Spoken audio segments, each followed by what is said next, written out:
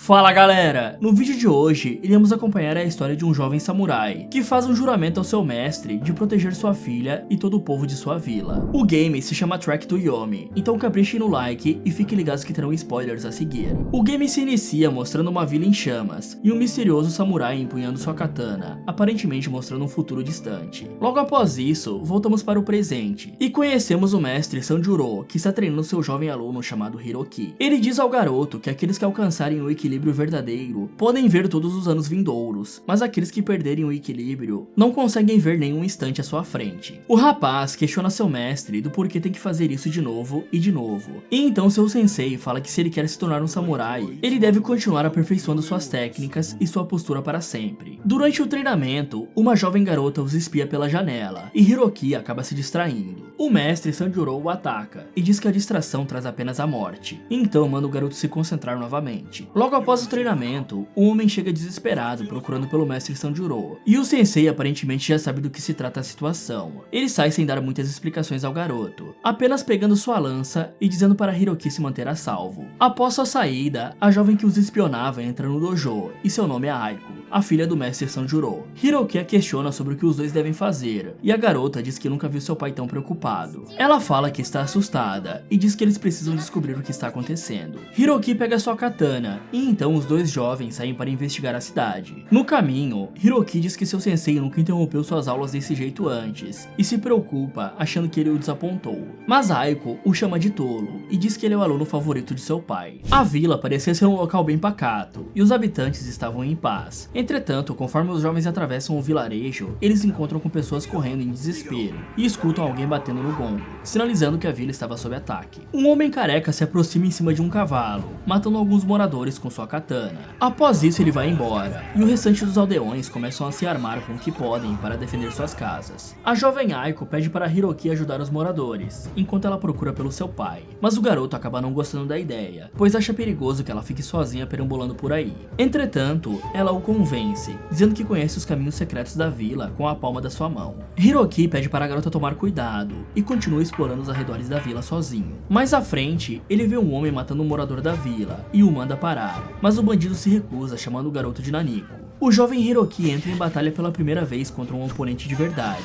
e acaba saindo vitorioso. Após a luta, ele não tem nem tempo para digerir o ocorrido, pois vê seu sensei batalhando contra alguns homens e parte para ajudá-lo. Enquanto corria para ajudar seu sensei, o jovem Hiroki é derrubado por um homem no qual rouba sua katana. O homem fica surpreso ao ver uma katana nas mãos de alguém tão jovem, mas diz que era mais jovem ainda quando matou seu próprio pai. Ele devolve a katana e diz para o garoto mostrar como se maneja uma espada, e é exatamente isso que Hiroki faz. Durante a luta, ele corta o nariz do homem, que acaba o empurrando para trás. Enquanto o garoto está no chão, o sujeito tenta finalizá-lo, mas o mestre Sanjuro salva a vida de Hiroki. O sensei assume a luta, e ela acaba apenas com um golpe. Porém, nenhum guerreiro sai vitorioso dessa batalha. Sanjuro foi ferido, e em seu leito de morte, ele pede para que Hiroki cuide de Aiko, e jure por sua vida que irá proteger os habitantes da vila. Alguns anos se passaram, e agora, Aiko está ao lado de Hiroki, e juntos, eles se tornaram os Hokages, ou os governantes da vila. Uma reunião está acontecendo, pois a vila está prestes a ser atacada novamente. Aiko está informando seus aliados sobre o homem que ela se refere como o Senhor da Guerra Amaldiçoado. Ela diz que não sabe quem ele é ou como ele reuniu seu exército. A única informação que ela tem é de que ele é um matador sem misericórdia ou compaixão.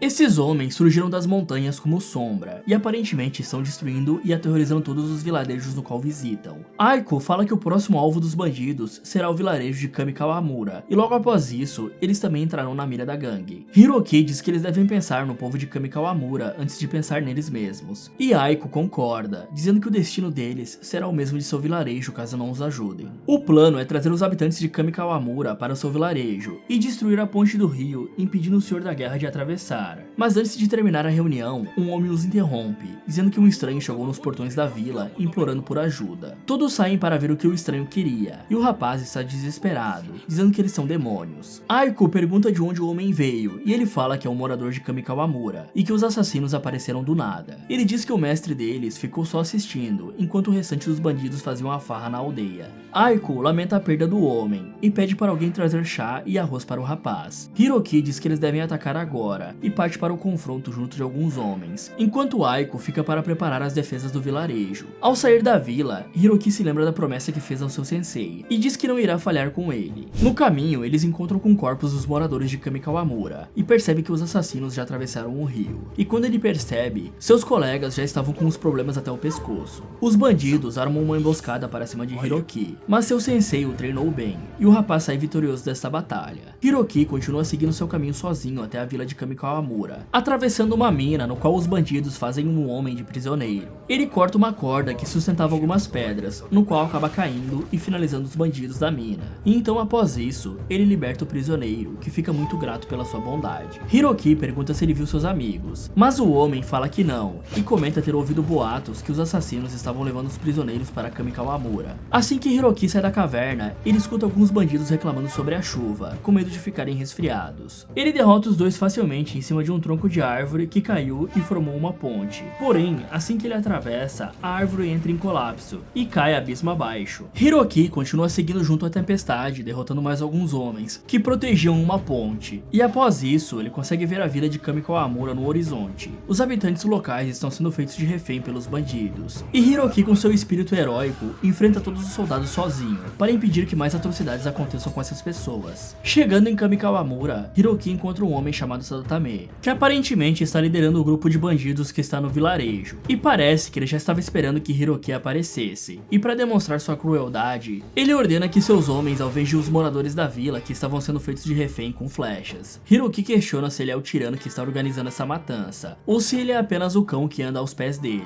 E Sadatame ri, dizendo que é uma grande honra derramar sangue em nome dele. O assassino ameaça Hiroki, dizendo que seus amigos e sua família serão os próximos. E então uma luta acontece entre os dois. Após alguns golpes, Sadatame deixa seus homens lutarem, porém Hiroki derrota todos facilmente, deixando o cão que serve o tirano por último. Após derrotar Sadatame, Hiroki diz que um assassino que nem ele não merece misericórdia alguma. E enquanto engasga com o próprio sangue, Sadatame diz que ele não deveria se preocupar com sua morte, quando há muito mais coisa em risco. O homem revela que enquanto eles brincavam de espadinha, seu mestre partiu para atacar a vila de Hiroki. Ao perceber que seu vilarejo estava completamente desprotegido, Hiroki corre contra o tempo para salvar o povo de sua vila, e assim honrar a promessa que fez a seu mestre. Enquanto Hiroki faz seu caminho de volta à vila, ele se lembra de uns dias logo após a morte de seu sensei, quando prometeu a Aiko que sempre ficaria a seu lado. Mas aparentemente as coisas não saíram como planejado. Assim que Hiroki chega ao vilarejo, ele se depara com um caos, destruição e corpos de pessoas as quais ele conhecia, espalhados por todo lado.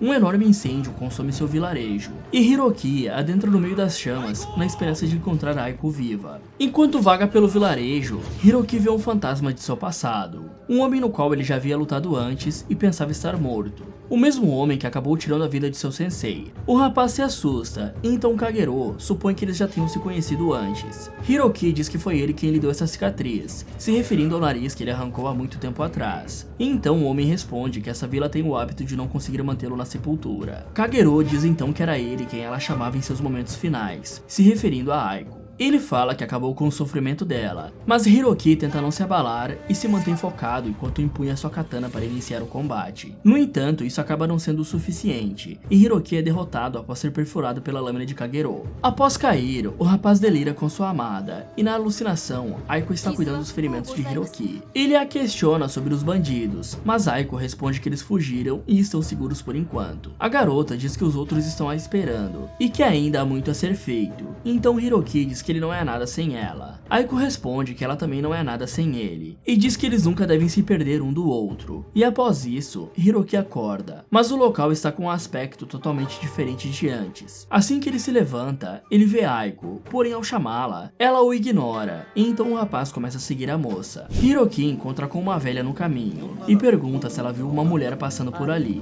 A senhora responde que sim, mas diz para o rapaz prosseguir com cuidado, pois essa é uma terra corrompida, consumida por uma praga terrível. Ele agradece pela informação e continua sua busca por Aiko, Porém, no caminho, um homem doente o ataca, obrigando Hiroki a se defender. O homem estava agindo muito esquisito, se parecendo até mesmo com um zumbi. E então Hiroki percebe que há algo de muito errado acontecendo nessa vila. Hiroki continua seguindo a silhueta de Aiko, porém no caminho ele esbarra com um homem que o chama de assassino. Hiroki diz que ele deve estar o confundindo com alguém, e fala que apenas aqueles que mereceram sofreram com sua espada. Mas o homem o chama de demônio mentiroso, e desembainha sua katana para atacá-lo. Novamente, Hiroki é obrigado a se defender, e não entende o porquê do homem ir para cima dele com tanta raiva. O rapaz continua seguindo em frente, atravessando o vilarejo, e claramente o que ele está enfrentando aqui não é algo natural, pois enquanto luta contra diversos humanos zumbificados, ele observa uma espécie de ovos com garras pendurado em cima dos galhos das árvores, e sabemos que não há nenhuma criatura em nosso mundo que põe ovos desse tipo. Prestes a atravessar uma ponte, Hiroki encontra outro homem, e o rapaz pede para que ele contenha sua espada, mas o homem o chama de mentiroso, e diz que ele está encharcado de sangue inocente.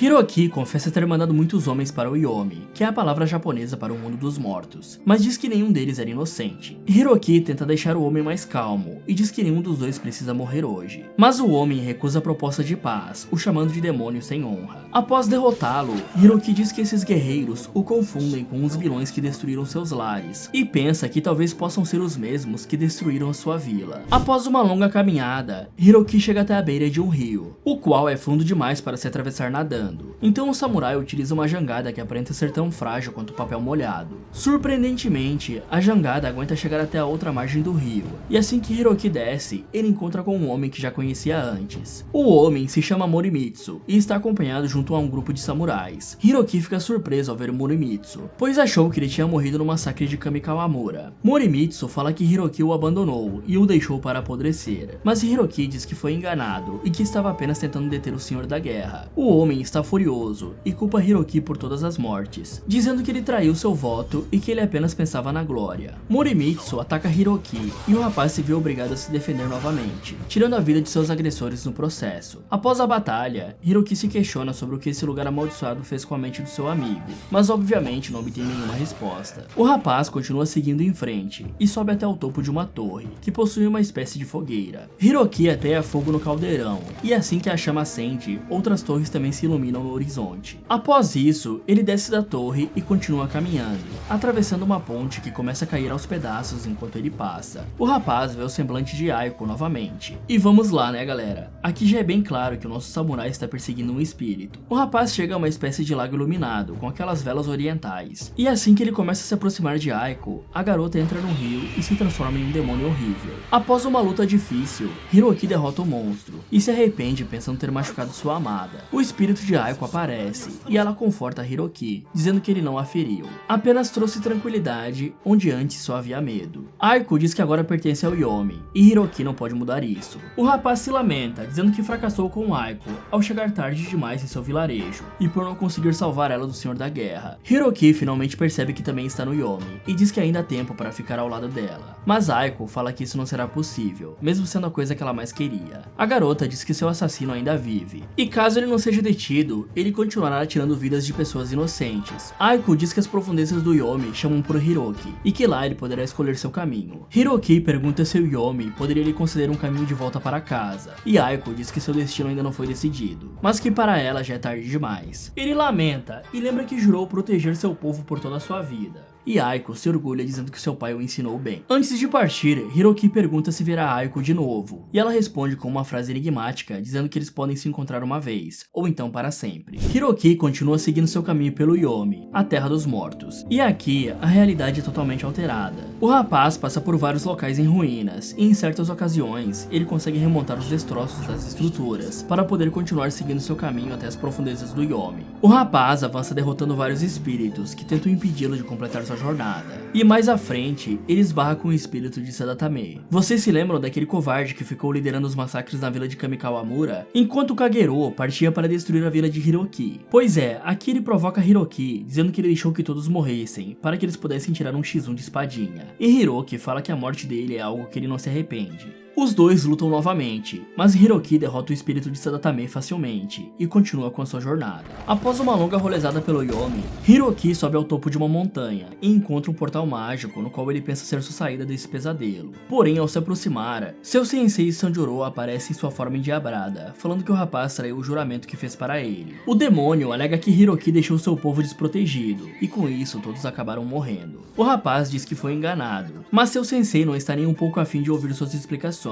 Hiroki luta bravamente contra seu antigo mestre, e após vencê-lo, seu sensei deixa sua forma demoníaca e assume sua forma espiritual. Sanjuro pergunta por Aiko, e Hiroki se desculpa falando que falhou com os dois. Sanjuro não o culpa, mas diz que a morte não o liberta de seu dever. Ele fala que o demônio Kagero deseja se sentar em um trono de sangue, e apenas Hiroki pode impedi-lo. Hiroki diz ao seu sensei que vai achar um caminho de volta, e irá proteger as pessoas de Kagero e de gente maligna como ele. Então Sanjuro se orgulha dizendo que Hiroki sempre foi o seu melhor aprendiz. Ele reza para que Aiko possa perdoar os dois, e após a conversa, Hiroki continua sua jornada para o seu destino final. O rapaz chega ao coração dessa terra maculada, e aqui ele se encontra com seu Ara Mitama. Mitama é uma palavra japonesa que se refere ao espírito de um kami, ou da alma de uma pessoa morta. Kami são divindades ou espíritos com poderes divinos, que são venerados na religião Shinto de origem japonesa. Basicamente, os kami são considerados mestres ancestrais de um clã, como por exemplo o Sanjuro, que era alguém sábio, respeitado, admirado e de certa forma até venerado em sua vila, ou em seu clã. Ele tornaria-se um kami após sua morte, caso fosse capaz de incorporar os valores e virtudes de um kami em vida. Então basicamente qualquer grande líder que fosse muito honrado e respeitado poderia se tornar um kami. De acordo com a teoria da religião Shinto, os seres humanos e os kami consistem em um espírito,